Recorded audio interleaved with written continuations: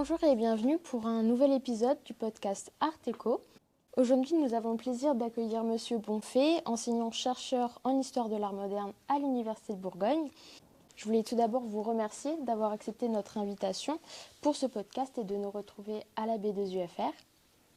Nous sommes ravis de vous recevoir pour échanger à propos de votre carrière et de vos projets. Avant d'entrer dans le vif du sujet, est-ce que vous pourriez vous présenter en quelques mots et parler un petit peu de votre parcours académique ? Alors d'abord, c'est moi aussi qui vous remercie, parce que je trouve que c'est une très belle initiative en général, de essayer de créer des liens entre les étudiants et les enseignants-chercheurs. Et après, j'espère que vous avez enregistré tout le monde. Enfin, voilà. Mon parcours, c'est un peu un parcours à la fois par volonté et par accident. Je me suis mis à l'histoire de l'art plutôt tard. Avant, j'étais féru d'archéologie jusqu'à 22 ans. Et à un moment, pour des raisons à la fois de lecture, de découverte d'émotions, donc aussi par les textes, je trouvais que j'ai eu besoin d'un intermédiaire pour accéder à une sensibilité, pour me faire plaisir, retirer du plaisir face à une œuvre d'art. Et c'est aussi probablement pour ça que je suis enseignant. Je me suis intéressé à l'œuvre d'art, mais je voulais garder aussi une approche d'histoire que j'avais par ma formation. Et donc j'ai plutôt commencé par l'histoire sociale de l'art, ce qui était l'objet de ma thèse, sur en gros peinture et société à Bologne, au XVIIe et au XVIIIe siècle. Après, l'art, c'est quand même un puits profond, plus vaste que le web. Et donc c'est le langage des formes qui met la sensibilité, l'idée de tirer du plaisir face à la contemplation de l'œuvre d'art qui m'a de plus en plus attiré. Et je n'ai pas quitté l'histoire sociale de l'art, mais j'ai essayé de faire tous les aspects en quelque sorte de l'histoire de l'art. Aussi, grâce à l'expérience après l'expérience de la recherche à Bologne, l'expérience de l'enseignement à l'université de la Sorbonne, et après, grâce à un passage à la Villa Médicis, l'Académie de France à Rome, à l'expérience d'organiser des expositions, et donc d'essayer de faire comprendre des questions, des problématiques qui pouvaient être un peu complexes, le problème du classique et du baroque, le problème de qu'est-ce qu'une peinture dite académique au XIXe siècle, pour un très grand public, quels étaient les échanges entre Paris et Rome. Et ça, l'expérience des expositions et l'expérience aussi à la Villa Médicis du contact avec les artistes contemporains m'a profondément marqué. J'ai du coup écrit des textes sur des photographes contemporains. Ça a été une très belle expérience pour pouvoir discuter avec eux. J'avais probablement une approche classique, donc j'ai retrouvé dans leurs photographies des schémas que je pouvais voir dans les peintures de paysages. On ne s'invente pas totalement ex nihilo, d'accord, mais j'ai essayé de bouger les lignes. Et puis après, j'ai eu à l'Institut national d'histoire de l'art une expérience d'administration de la recherche que j'ai eu en partie à la Villa Médicis. Et c'est peut-être une des choses qui me caractérise, je suis probablement un peu utopiste, et je pense qu'on peut essayer de faire bouger les choses par des différents moyens, dont notamment d'une part l'enseignement, et c'est le but, un des principes fondamentaux pour lier aussi l'enseignement à la recherche. La recherche bouge, donc du coup l'enseignement bouge aussi, et de toute façon les générations d'étudiantes et d'étudiants bougent, donc elles ont de nouvelles demandes, et aussi par des revues qui permettent alors non pas de structurer, le terme serait trop fort, mais d'orienter un peu la recherche, de faire découvrir des lectures, de faire découvrir ce qui se passe ailleurs. J'ai longtemps fait des séjours en Italie, puis après plutôt aux États-Unis. Enfin, j'ai gardé l'Italie, qui reste quand même une terre assez agréable pour voir des œuvres d'art. Aux États-Unis, en Allemagne, et cette ouverture vers franchement d'autres problématiques, pas uniquement la question de genre, mais des approches assez différentes, beaucoup plus ouvertes en quelque sorte, m'ont consolidé dans cette idée de vouloir un peu élargir aussi à la fin mes champs de recherche. J'étais avant spécialisé sur le XVIIe, XVIIIe, et là je suis en train d'écrire des ouvrages qui vont de l'Antiquité au XXIe siècle. effectivement, ça a un peu, C'est un peu bougé. un peu élargi. Vous avez donc été pensionnaire à la Villa de Médicis. Oui. Est-ce que vous pouvez nous parler un petit peu des missions concrètes que vous avez dû exercer? Alors, quand on est pensionnaire, c'est juste, là j'avais 1 an, le prédécesseur généralement avait 2 ans, mais généralement c'est un temps de... Alors parfois c'était un temps uniquement de recherche, parce que c'était des personnes qui venaient pour faire leur thèse. Par chance, oui, moi j'avais fini ma thèse, donc c'était plutôt un temps aussi de découverte.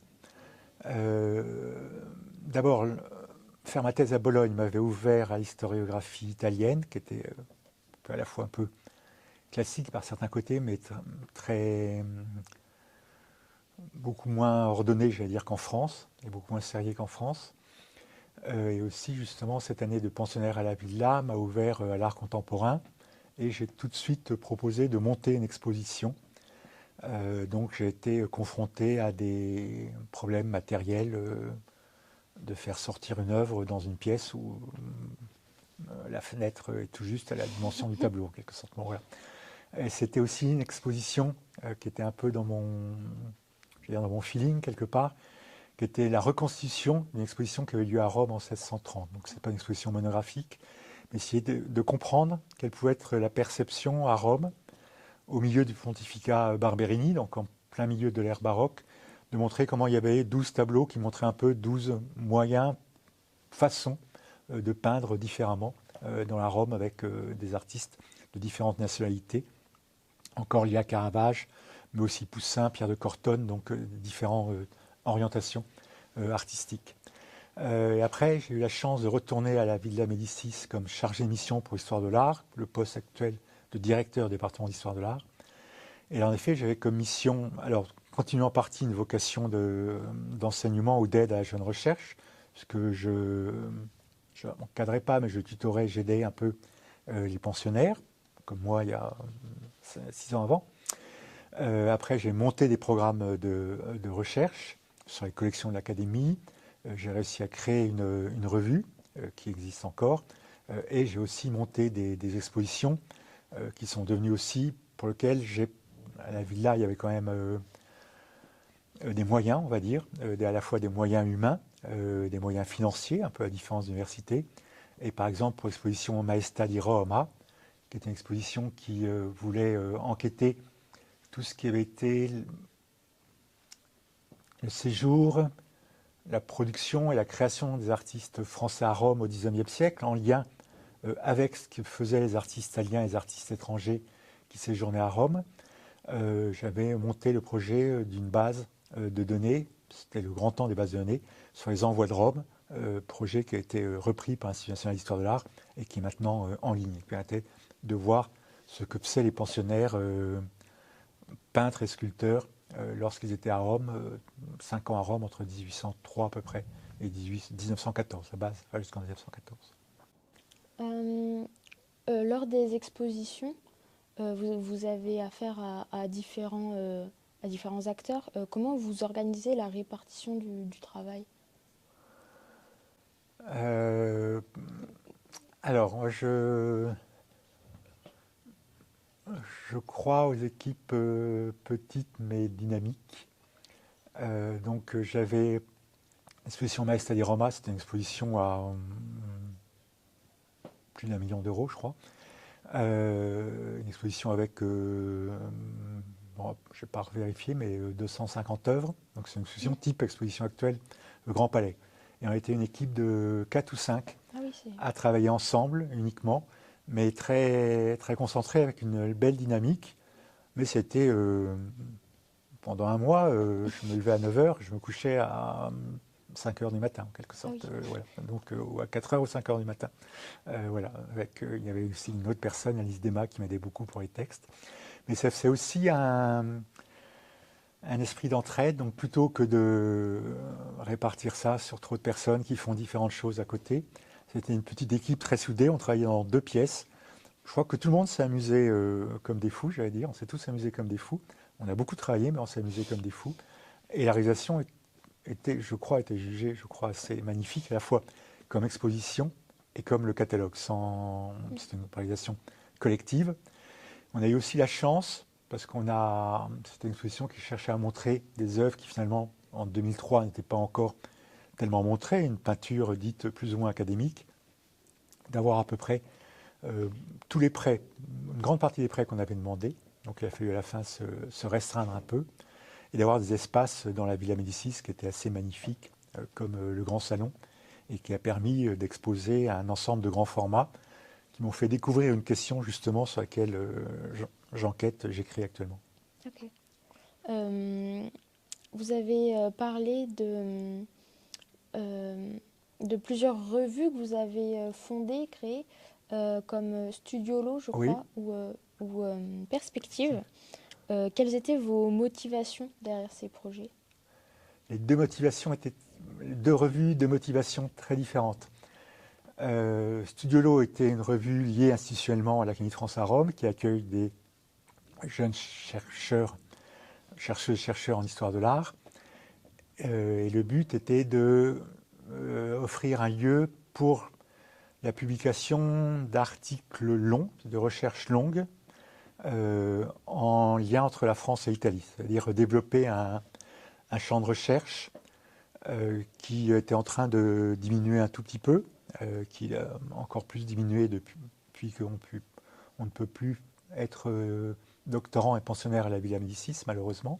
Donc c'est très difficile de lancer quelqu'un en thèse sur un sujet franco-italien, sur un sujet italien en France, alors que ça a été à la fois une grande tradition et quelque chose de très utile à la fois pour l'histoire de l'art en France et pour l'histoire de l'art en Italie.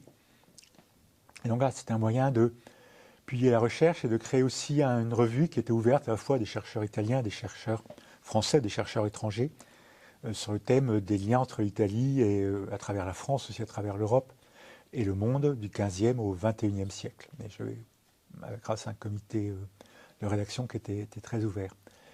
La revue que j'ai réussi à créer à l'INHA, avec l'appui de l'INHA, naturellement, était une revue très différente, Perspective, qui était une revue là qui était orientée vers le monde académique français en général, en histoire de l'art, qui était d'essayer de... Je m'étais rendu compte que les publications étaient en nombre croissant, mais de manière extra-exponentielle, et que donc il était très difficile, même pour les spécialistes, d'être à jour de ce qui se faisait.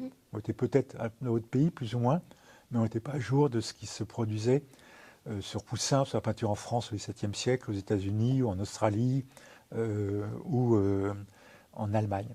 Et donc la revue avait pour but premier de publier des articles de synthèse sur la recherche. Alors soit des grands états de la recherche, comme l'avait fait The Art Bulletin pendant un temps, donc par exemple toutes les recherches sur l'or dans l'Antiquité, ou toutes les recherches sur la peinture avant l'époque romaine, qui était une découverte des années 1980-2000, avec les tombes des rois macédoniens, mais aussi des choses sur le XXe siècle, naturellement.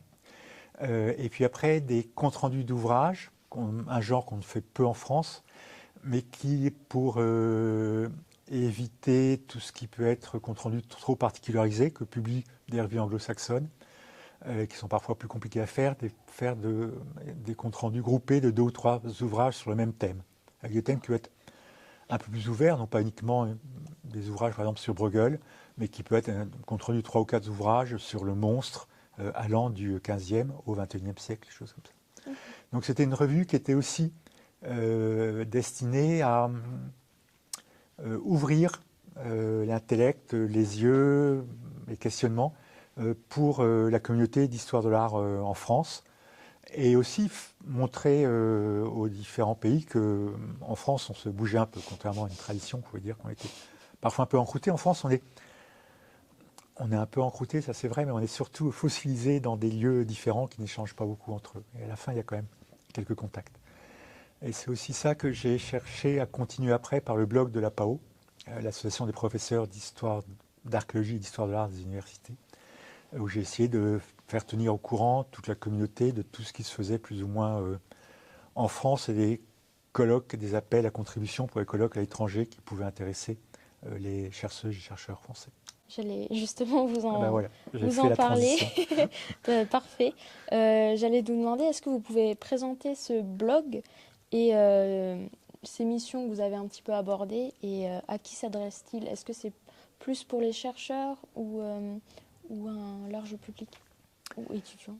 Alors après l'INHA, donc j'ai été professeur à Aix. Depuis 2011, je suis professeur à Dijon. Je suis très bien. Il y a des gens, des étudiantes et des collègues très sympathiques. Et j'ai pris la tête. J'aime bien le collectif parce que je crois que c'est un moyen de, à la fois, faire vivre une communauté, je veux dire la faire respirer aussi intellectuellement. Donc j'avais créé, en effet, à l'association des professeurs d'archéologie, d'histoire de l'art des universités, qui est une association a priori professionnelle, même si la profession ne se défend pas beaucoup, malheureusement. Mais du coup, j'avais créé ce blog en m'appuyant sur le web de Zo qui m'intéressait. J'ai toujours été intéressé par l'informatique. D'abord, j'ai tout de suite commencé à faire ma thèse avec des bases de données, etc., à Bologne. Donc, je devais trimballer un ordinateur qui devait faire 5 kilos et qui était haut de 80 cm chaque jour aux archives. Et donc, j'ai voulu exploiter le web de Zo pour faire un blog et pour annoncer à la fois ce qui se faisait en France, des colloques, pour créer une liste de tous les centres sur le blog, annoncer ce qui se faisait en France, annoncer aussi les appels à contribution, les appels aux bourses, de façon à ce que la communauté étudiante, en gros à partir plutôt du master, je dois avouer, les doctorants trouvent des bourses pour aller à l'étranger, soient au courant de ce qui se passe à l'étranger comme colloque où ils pouvaient participer, et des bourses, mais aussi la communauté des enseignants-chercheurs ou des gens de musée. Et il y avait aussi sur le blog à l'origine ce qui était le début, la première liste de tous les centres de recherche et de tout le milieu académique français. On n'avait pas fait pour les gens des musées malheureusement, mais la PAO était une association plutôt liée au monde académique.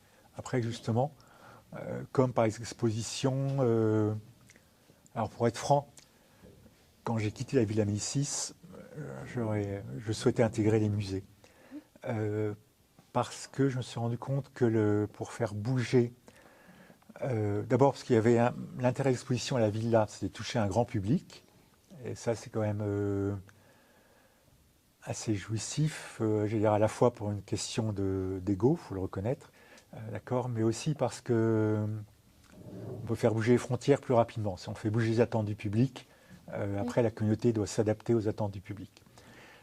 Donc j'ai essayé d'entrer dans le monde des musées, ça n'a pas marché pour de multiples raisons, parce que justement je voulais essayer par des expositions ou par des gestions de musées aussi différentes, peut-être, créer d'autres possibilités. Et après, j'étais donc au comité français. Du coup, je me suis intéressé au monde des musées et j'ai voulu, du coup, après la PAO, avoir un rôle plus actif au comité français d'histoire de l'art. Alors oui, le comité français d'histoire de l'art, c'est en fait, c'est pas exactement un comité. Un comité, on pense quelque chose de restreint. C'est de nouveau une association. Je suis profondément collectif. Quelque part, je suis communautaire, voire un peu anarchiste par certains côtés. Enfin, je crois au collectif, si vous voulez. Et donc, c'est une association qui a l'avantage de réunir ensemble. Au début, quand je suis arrivé, c'était principalement un monde académique professionnel, donc enseignants-chercheurs des universités ou du CNRS, et conservateurs des musées. Alors, je crois que maintenant, mais c'était déjà ce lien, et l'idée de base était de créer un lien entre deux communautés professionnelles qui, dans des pays en dehors de la France, ont beaucoup de contacts entre eux, ne serait-ce que parce que en Allemagne, aux États-Unis, en Angleterre, tous les conservateurs de musées doivent avoir passé un doctorat, donc tout le monde a eu une formation commune, mais c'est aussi des années communes, des expériences communes, des expériences partagées, alors que ce n'est pas le cas en France, malheureusement. Et j'ai d'abord voulu, on était vers 2020, c'était après le Covid, qui a quand même aussi montré comment l'isolement pouvait être fort. Je pensais que la communauté d'historiens et d'historiens de l'art, qui se réunit autour de l'histoire de l'art, à la fois autour d'histoire d'objets, d'histoire de formes et de réflexion sur ces formes, elle était plus large. Elle inclut naturellement le marché de l'art, elle inclut le monde de la critique d'art, Elle inclut aussi le monde de l'édition. Donc on s'est depuis peu à peu élargi. J'étais déjà un peu en cours avant. Et on a aussi là élargi récemment à une communauté qui n'était pas uniquement professionnelle. Donc on accueille maintenant des étudiants engagés un peu dans la recherche, mais à partir du master, ou encore plus, à partir du doctorat, ils peuvent très bien intégrer cette association. Et donc c'était une association qui avait été créée par André Chastel pour que la France ait, j'allais dire, une association de type loi 1901 qui sont une merveille du côté français dans des associations internationales, qui est le Comité international d'histoire de l'art. Et nous, en France, le début de la décennie 2000, pendant laquelle je suis encore président, a été poussé parce qu'il revenait au comité français, plus ou moins, enfin à la France, d'organiser le grand congrès qui a lieu tous les 4 ans du Comité national d'histoire de l'art. Donc là, c'était un budget de nouveau à 1 million d'euros. J'ai eu quelques frayeurs sur le budget, voilà. Mais il y a eu un comité de direction qui était très, très actif. Et, donc il y a eu 4 jours à Lyon l'an dernier qui ont été à la fois très agréables pour tout le monde, parce qu'il y a eu réellement un esprit de plaisir de se retrouver. En 2020, ça a été, à cause du Covid, ça a été en partie fait en grande partie par visio, donc dans des conditions très difficiles. Et là, toute la communauté était contente de se retrouver. Il y en avait exprès dit qu'il n'y aurait pas de visio, parce que finalement, dans les conférences à distance, c'est les personnes qui viennent des pays qui ont beaucoup d'argent, qui peuvent bouger et qui polluent. Et puis, c'est les personnes qui viennent de pays qui n'ont pas beaucoup d'argent, qui le suivent à distance et qui ne peuvent pas rencontrer les gens. Donc, on a créé beaucoup de bourses. Le comité de direction a été très actif. On a créé beaucoup de bourses pour que tout le monde vienne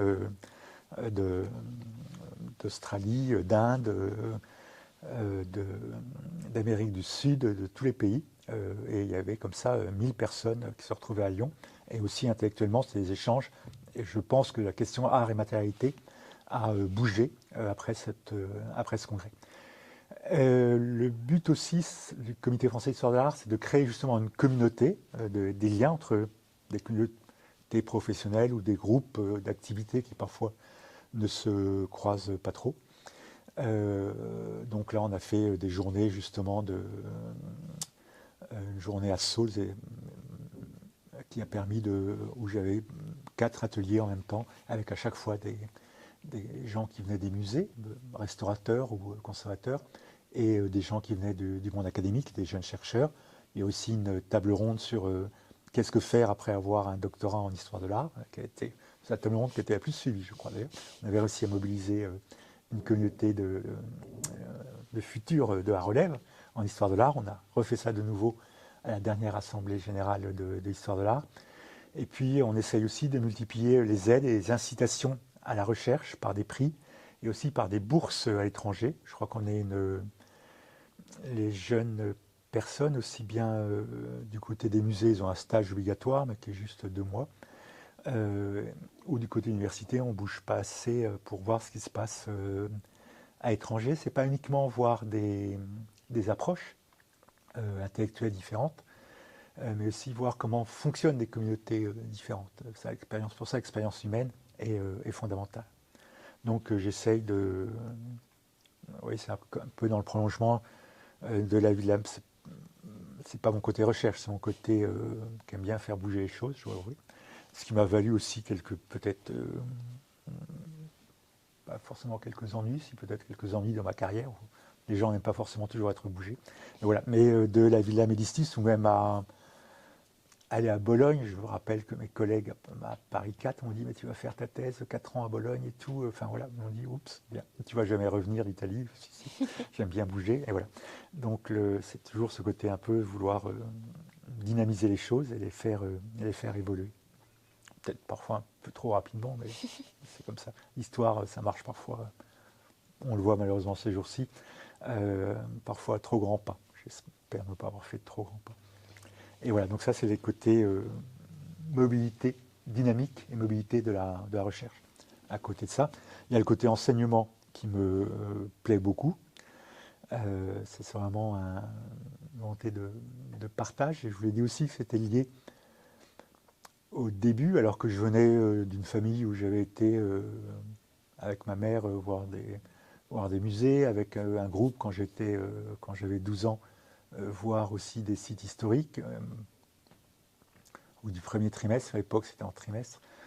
La guide conférencière avait dit à ma mère, celui-là, c'est pas la peine de me le refourguer le second semestre, ça n'intéresse pas ces choses-là. Voilà. Donc, à un moment, il y a eu besoin d'un déclic. Ce déclic est passé par des textes qui m'ont fait ouvrir sur des tableaux, sur l'émotion qu'on pouvait recevoir, l'enrichissement personnel qu'on pouvait recevoir face à la peinture, à la sculpture. Et des textes aussi, ça je pense à des textes de Michel Laclotte, Jacques Tullier, Roberto Longhi, et aussi des textes comme ceux de Panofsky ou d'autres qui montraient comment on s'enrichissait, non pas uniquement émotionnellement, mais aussi intellectuellement, en regardant des œuvres, en essayant de les comprendre, de voir comment elles fonctionnent et ce qu'elles voulaient dire à l'époque et ce qu'elles peuvent dire actuellement, ce qui me motive pour l'enseignement. Oui, ça fait lien avec nos cours, de nous montrer les textes et comment les comprendre et les décrypter. Les décortiquer et décrypter, oui. Vous avez été aussi récemment coordinateur d'un projet sur les plafonds peints entre 1600 et 1800, je crois en Allemagne. Est-ce que vous pouvez nous raconter comment s'est déroulé l'ensemble du projet? Vous êtes bien informé. Alors, je le suis encore la semaine prochaine, après le mardi où je fais cours, j'ai la joie de faire cours à Dijon.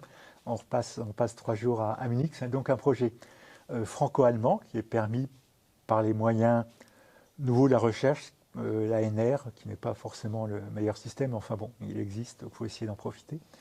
Donc c'est une recherche qui est soutenue à la fois du côté français et du côté allemand sur les plafonds peints. Alors ça vient aussi, ça vient de 3 points. D'abord, c'est mon intérêt justement pour faire des choses avec des pays étrangers, pour mêler des traditions historiographiques et des populations dans le meilleur sens du terme, des esprits, des personnes différentes. D'accord. Après, j'ai lancé ça avec un collègue allemand en l'été 2020, où il y a eu un moment, 4 mois à peu près, on n'était plus confinés, et où je lui ai dit, écoute, l'épidémie, la pandémie quand même, on sait qu'elle risque de revenir, il faut essayer de créer des structures pour multiplier les contacts. Aussi pendant la pandémie aussi, par la parole chez les FHA, j'ai essayé de créer du lien entre des personnes, même quand on ne pouvait pas se voir physiquement.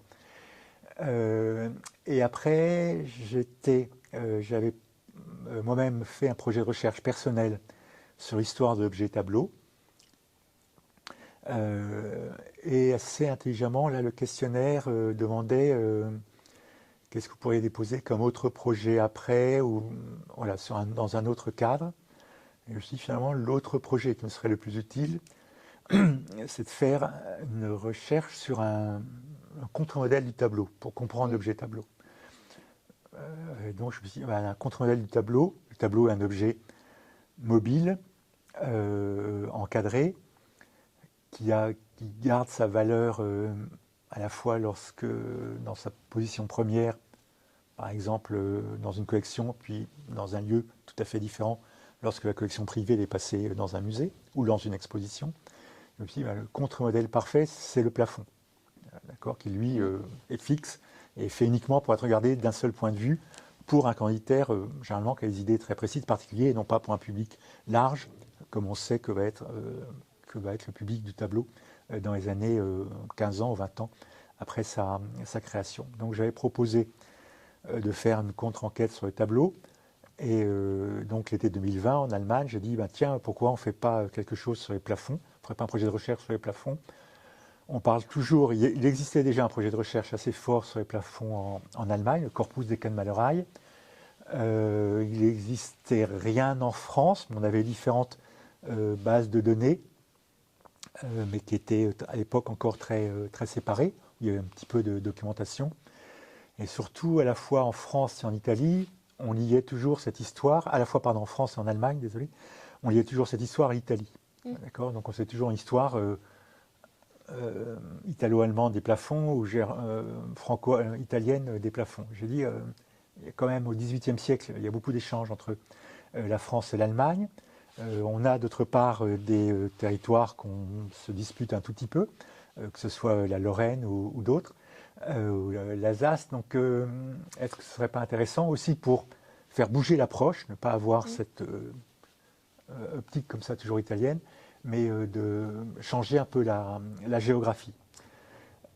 Et en plus, on s'est rendu compte que c'est les Allemands qui avaient étudié le plus, pas à fond, mais qui avaient déjà créé quelques corpus comme ça d'études des plafonds françaises. Donc on est parti comme ça là-dessus. Alors j'ai à la fois eu une chance folle et quelque part, je ne vais pas plaindre, mais pas de chance, c'est que j'ai déposé du coup les 2 projets sur l'histoire de l'objet tableau et l'histoire du plafond, et j'ai obtenu les 2. Donc les 2 sont un petit peu en concurrence dans mon temps. Malheureusement, il n'y a pas plus de 24 heures dans la journée, c'est un peu dommage.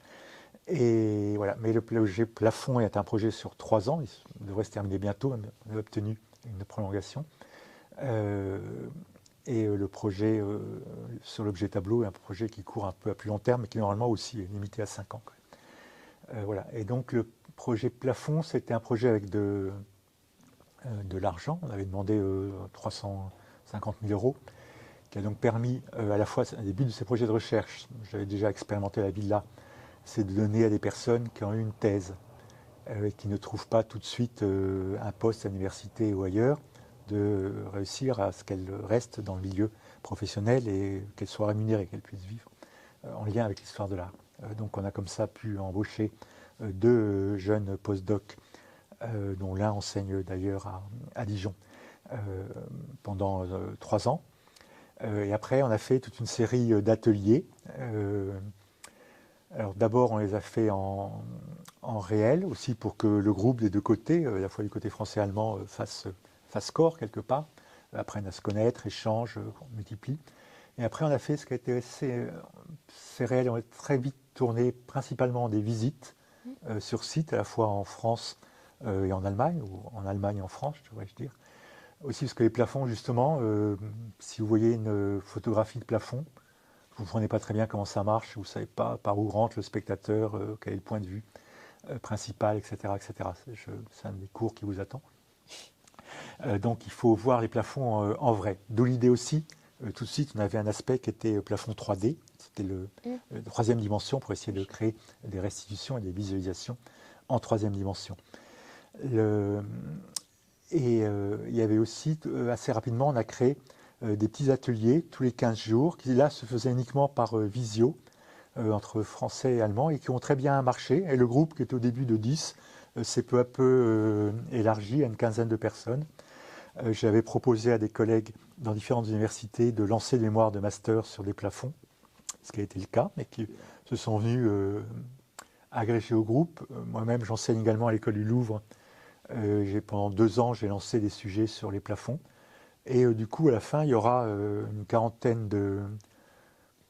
pardon, pas une quarantaine, mais 20 jeunes chercheurs qui vont publier sur les plafonds sur un cahier de recherche. Alors aussi, une des choses qui a bougé dans la recherche, permis par le web, c'est les carnets de recherche. C'est un peu j'ai lancé le blog de APAO, puis après moi j'ai bien lancé les carnets de recherche. Donc on a créé un carnet de recherche sur les plafonds, avec l'aide donc de Matteo Burioni qui dirige du côté allemand, et puis Mathieu Lett qui enseigne ici. Et il y a donc un carnet de recherche sur cette enquête sur les plafonds du côté en France et Allemagne, dans une géographie qui est aussi déjà un petit peu une géographie européenne, parce qu'on va naturellement parler de ce qui se passe en Italie, de ce qui se passe en Allemagne, de ce qui se passe en Angleterre, où certains, soit français ou allemands, ont été travaillés. Y a-t-il un plafond qui vous a particulièrement marqué durant ce projet ? Alors les plafonds qui ont particulièrement marqué, alors déjà, à Bologne, c'est une ville où il y a beaucoup de plafonds, là où j'ai fait ma thèse, de plafonds peints, 17e, 18e. Déjà, c'est votre question qui me fait penser, ça m'avait un peu ébloui. d'accord, et les plafonds de Giuseppe Maria Crespi qui sont très différents des autres. Enfin, on voit comment l'objet plafond, qu'on pourrait croire très contraignant, est d'une liberté plastique assez fantastique. Avec parfois des regards ironiques vers le spectateur qui est en bas, en disant toi t'es en bas, reste en bas. C'est quelque chose assez fou. Puis c'est aussi l'histoire du plafond, c'est très belle parce que c'est aussi une histoire du ciel. C'est comment on conçoit le ciel. Si au XVIIIe siècle il n'y a presque plus personne qui occupe les plafonds, c'est parce que justement on a vidé le ciel à la fois des dieux anciens et des dieux de la religion, des saints et du dieu de la religion chrétienne. Après, à Rome, je vois que le plafond de Pierre de Cortone, j'y retourne chaque fois que je suis à Rome et c'est une expérience assez fantastique. À Florence, où je retourne souvent parce qu'il y a un très bon institut de recherche avec une très bonne bibliothèque où je travaille très bien, il y a un plafond de Luca Giordano et là aussi c'est toujours 15 minutes de bonheur. En Allemagne, voir alors Tiepolo, le plafond de Tiepolo à Würzburg, c'est là aussi une grande expérience, je vais dire presque physique, parce qu'on monte un escalier, on découvre des choses nouvelles, on sent notre corps grandir, si vous voulez. Ouais. Comme devait l'être le prince évêque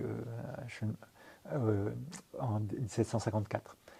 Et en France, j'ai eu la chance de revenir en 2004, après la Villa-Médicis, lorsqu'on a fait 2 grandes restaurations, qui ont été la restauration de la galerie d'Apollon au Louvre, puis la restauration de la galerie de Versailles.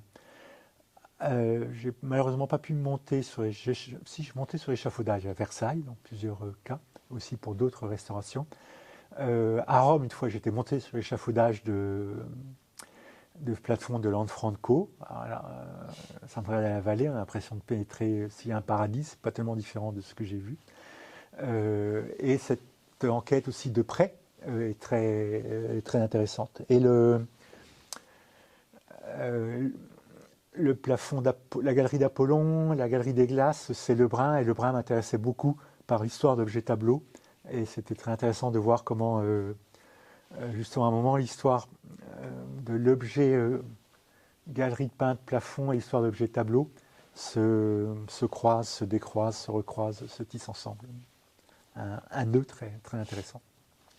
On a disposé sur cette table des livres auxquels vous avez participé ou que vous avez écrit. Est-ce que vous pouvez nous en parler un petit peu plus volontiers, mais vous êtes généreuse que je n'ai pas écrit dans Les Vies de Poussin en 1994, mais j'ai après travaillé sur Les Vies de Poussin, mais je n'ai pas encore écrit. J'ai écrit dans le catalogue qui est publié au même moment de l'exposition Poussin, grâce à Pierre Rosenberg, mais je n'ai pas écrit.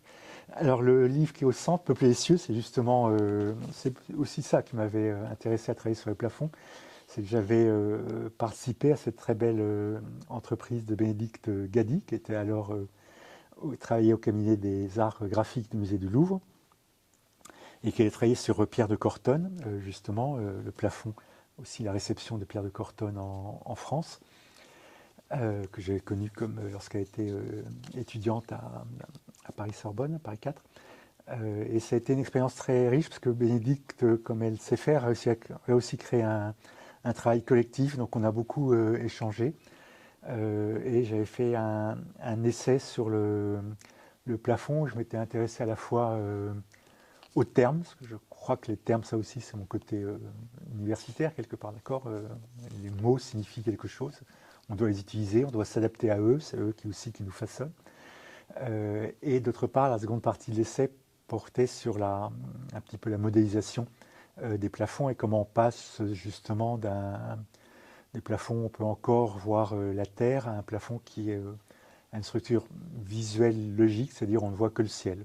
Pour moi, et vous le voyez aussi, je crois, dans les cours, le visuel est très, très important. D'accord, il faut apprendre à raisonner avec le visuel, à être sensible, à ouvrir son thumos au visuel, mais aussi à, j'allais dire, communiquer ou à comprendre le visuel, essayer de communiquer avec le visuel. Et après, l'autre, donc ça m'avait fait explorer un champ qui était un peu différent.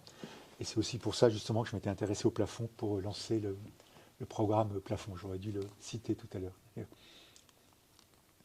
comme quoi on reconstruit un tout petit peu son histoire, hein. Il faut toujours, aussi une de mes grandes croyances, c'est que dans tout discours, il y a des idées et une idéologie. Vous voyez, j'avais créé le plafond un peu ex nihilo de moi-même, alors que ce n'était pas exactement le cas. Ou lié à la pandémie, alors que ce n'était pas exactement le cas. Et l'autre livre a été un très beau moment, alors aussi parce qu'il a été écrit lié juste après la pandémie ou avant la pandémie, ou conçu un tout petit peu avant la pandémie. C'était une collection de... Alors c'est lié à ma carrière universitaire. C'est une collection de manuels. J'avais participé à un des premiers manuels Histoire de l'art en 96, qui m'avait aussi... mais là, c'est le manuel Flammarion, où c'était le principe d'une double page, ce qui était assez pédagogique, ce qui était très intéressant. Et très justement, Jean-Marie Guillouette avait eu l'idée de proposer une autre série de... Enfin, c'était plutôt Guillaume Glorieux qui avait voulu lancer une nouvelle collection de manuels à Rennes, où il y a des très bonnes presses universitaires. Jean-Marie Guillouette a repris le projet, on a discuté pas mal avec lui, il a bougé bien la collection, et lui-même a écrit un texte, un manuel sur le XVe siècle que j'avais trouvé très intéressant. Je me suis dit, tiens, il faut en effet bouger un peu les choses.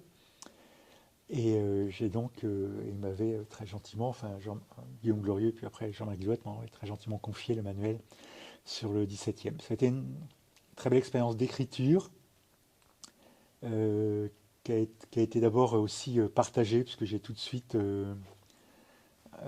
pas lu, mais testé les chapitres avec les étudiants, notamment à Dijon, un peu à l'école du Louvre.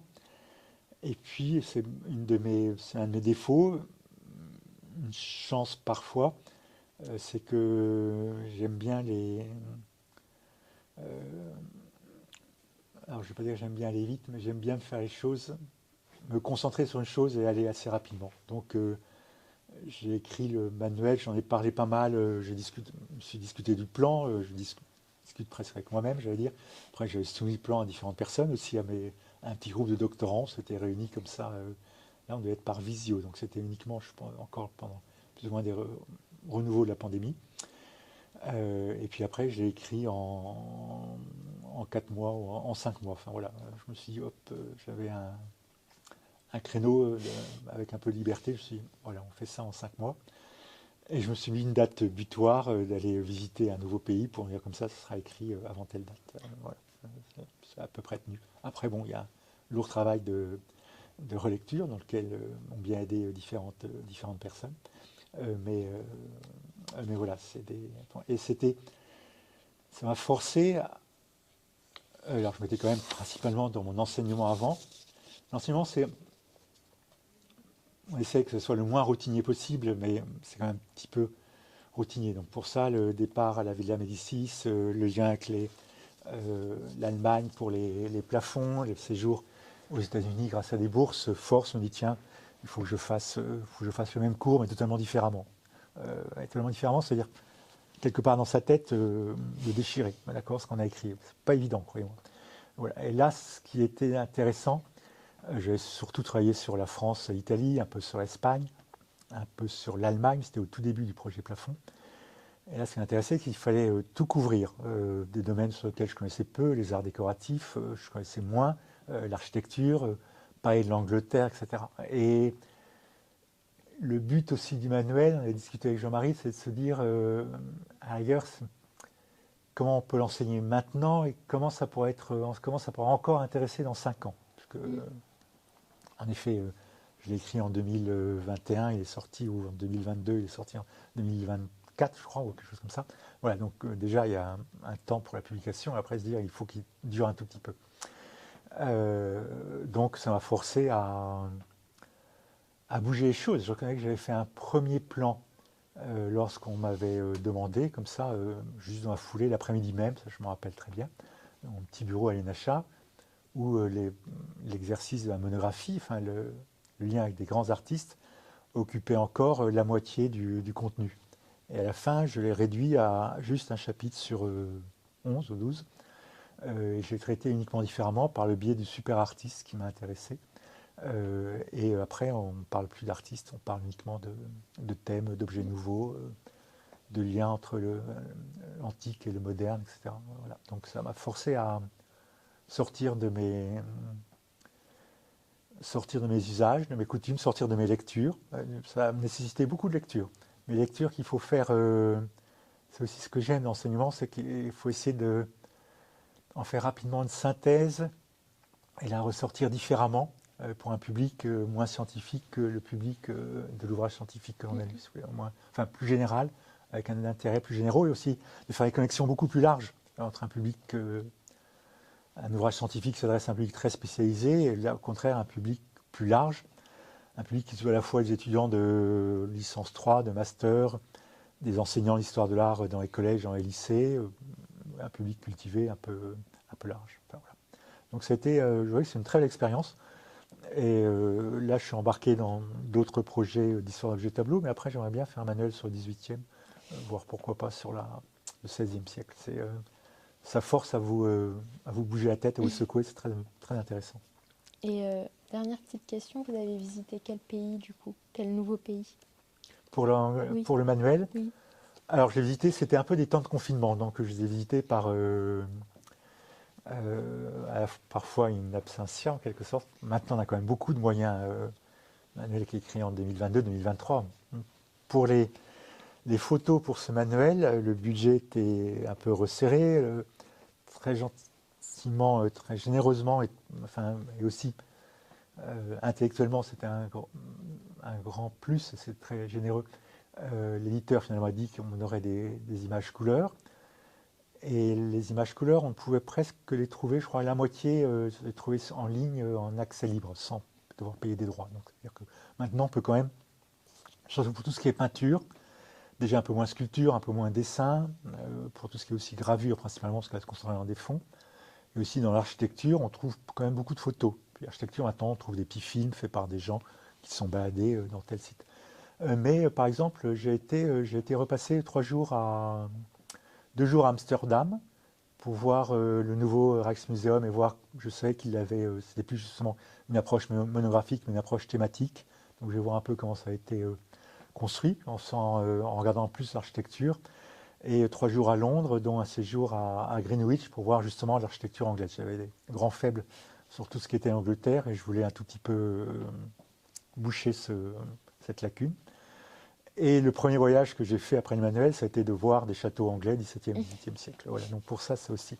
Le but d'un manuel, c'est aussi d'inciter à aller découvrir les choses. C'est la force de l'histoire de l'art, c'est de vous faire découvrir des œuvres et du coup vouloir les voir en vrai pour établir une relation directe entre vous-même, votre cerveau, votre thumos et votre cœur et l'œuvre d'art qui est en face de vous et qui doit venir un peu en vous. Et là, pour ne rien vous cacher, je pars en Inde justement parce que je me suis dit, tiens, ne serait-ce que pour l'histoire du grand format, de l'objet tableau, j'ai besoin de voir d'autres civilisations que la civilisation européenne occidentale. Donc je pars en Inde et j'étais très contente de lire que le but de l'œuvre d'art indienne, c'est non pas de raconter une histoire, non pas d'enseigner, mais c'est de créer une idée de symbiose en quelque sorte d'émotion entre l'œuvre et la personne qui la regarde.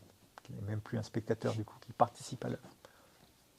Je verrai si ça marche encore au XXIe siècle, pour un esprit un peu occidental quand même.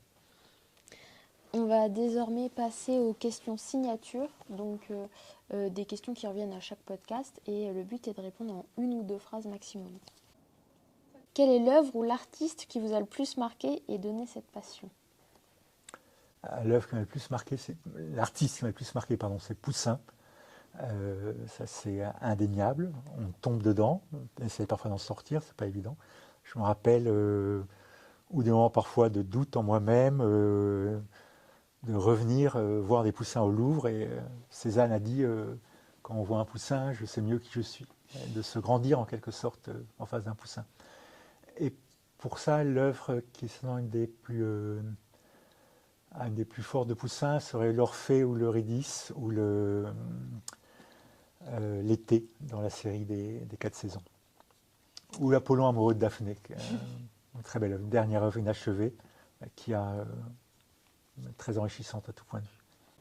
Que diriez-vous pour inciter les lycéens à venir en histoire de l'art? Être au contact personnel d'œuvres, c'est-à-dire qu'il faut déjà aller dans un musée en groupe, qu'il y ait intérêt, faut stimuler un tout petit peu l'intérêt. Après qu'ils apprennent à passer, ça c'est pas évident dans un groupe, ou revenir ou passer 2, 5, 10 minutes tout seul devant une œuvre, essayer de se faire un petit musée personnel. Et après, partager les émotions, apprendre à partager les émotions qu'ils ont eues avec d'autres personnes. Un des grandes richesses de l'histoire de l'art, c'est que on s'enrichit personnellement, mais aussi on peut partager. Et du coup, on voit ce que comment d'autres personnes ont réagi face à l'œuvre. On voit qu'ils ont réagi différemment et on s'ouvre à d'autres émotions, à d'autres modes de regarder l'œuvre, tout simplement, et de la comprendre. Quelle est la meilleure façon de découvrir l'histoire de l'art aujourd'hui?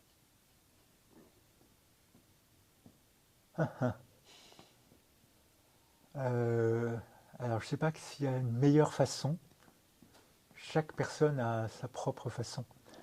Je pense qu'il est utile qu'il y ait un enseignement d'histoire de l'art dans les collèges et les lycées. C'est une grande question qui existe dans d'autres pays. Je pense qu'il est utile aussi de faire prendre conscience, sans qu'il y ait enseignement d'histoire de l'art, que beaucoup d'images que l'on voit s'appuient sur des images qui sont devenues un peu canoniques en histoire de l'art, des images que ce soit dans les films, dans les séries, ou des images publicitaires. Et après, essayer vous allez dire, je tiens beaucoup à cette idée, c'est d'avoir une relation personnelle avec une œuvre, se faire son petit musée imaginaire, même si c'est une œuvre qu'on a un peu fantasmée en soi, même si on ne se souvient pas tellement, le fait que ce soit une œuvre, on peut la projeter, l'œuvre. Moi, j'ai une idée je vous ai dit que c'était l'été de Poussin, mais je suis sûr que l'image que j'ai en tête de l'été de Poussin ne correspond pas exactement à la réalité. Mais au moins, on a une œuvre, on a un objet et on se crée un lien avec une œuvre, qui est aussi quelque chose de matériel qu'il faut préserver, il faut se dire, il faut la donner aux successeurs, il faut la donner à ceux qui arrivent après, et il faut essayer de la faire comprendre. Pour les étudiants qui nous écoutent, quels sont les conseils que vous pouvez leur adresser? Allez voir les œuvres. Alors choisir, avant d'aller voir les œuvres, les étudiants en L3, je pense qu'ils savent un peu quels sont les types d'œuvres et les périodes ou les artistes qui peuvent les exciter dans tous les sens du terme, presque le plus, d'accord? Donc je pense qu'au début, il faut y aller doucement, c'est-à-dire qu'il faut plutôt aller voir les œuvres qui savent nous donner du plaisir et nous stimuler un peu intellectuellement. Et puis après, il faut essayer d'élargir un peu, il faut poser des pourquoi aux œuvres, ce que j'essaye de vous enseigner en cours, de vous dire, l'œuvre n'avait pas été faite comme ça. Donc il y a toujours une raison pour laquelle cet objet est là, il n'est pas à côté, il n'est pas 20 cm à côté. Pourquoi l'architecte a choisi tel ordre pour tel type de bâtiment. Pourquoi il y a tel jeu d'ombre. Et aussi qu'est-ce que veut dire, c'est à la fois parfois pour les questions juste d'organisation plastique, formelle, mais aussi qu'est-ce que ça signifie. Donc poser les questions des pourquoi. Parfois c'est plus facile en comparant deux œuvres. C'est une méthode pédagogique en quelque sorte. Et puis après, essayer de rester 5 minutes face à l'œuvre ou 5 minutes face à l'œuvre en soi-même et d'engager un dialogue avec l'œuvre et puis d'élargir petit à petit. Mais au début, il faut aller vers les œuvres qui nous plaisent, sinon c'est trop compliqué.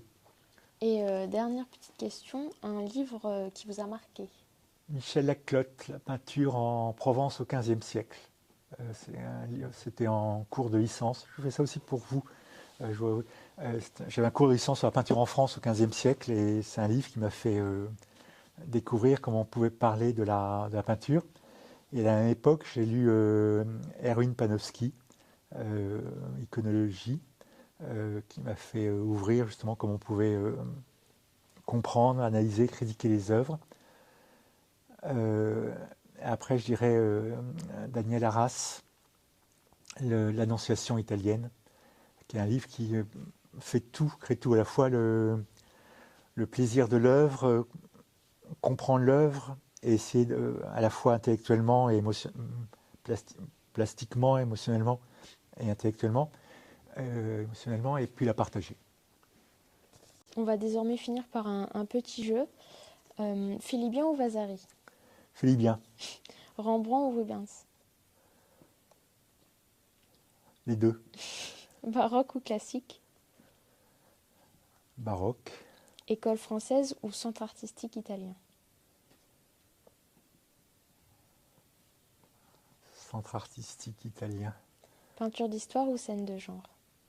peinture d'histoire, Et la mort de Germanicus ou l'enlèvement des Sabines de Poussin? la mort de Germanicus. C'est la fin de ce podcast. Un grand merci à vous Grand merci à d'être vous. venu pour partager votre expérience avec nous. On remercie également la B2UFR pour son accueil et l'équipe du service pédagogique numérique et ressources de l'université pour le prêt du matériel. Bravo. En tout cas, pour cette initiative. Désolé, je ne voulais pas vous couper. C'est pas grave.